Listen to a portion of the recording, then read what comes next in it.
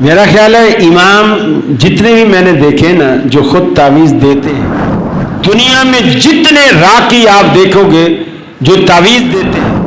قاری صاحب، تعویذ کی دین اسلام میں شرعی حیثیت کیا ہے؟ اس کو بھی اکثر لوگ وسیلے کے لیے استعمال کرتے ہیں، ہاتھ پہ باندھتے ہیں، بچوں کے گلے میں باندھتے ہیں، یہ کیسا ہے باندھنا؟ تعویذ وسیلہ نہیں، تعویذ تو شرک ہے۔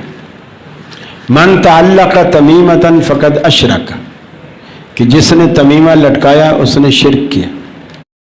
تو قاری صاحب، یہ تعویذ جو لوگ دیتے ہیں وہ خود بھی باندھتے ہوں گے تعویذ؟ میرا خیال ہے امام جتنے بھی میں نے دیکھے نا جو خود تعویذ دیتے ہیں، ان کے میں نے کبھی بھی تعویذ بندھا ہوا نہیں دیکھا۔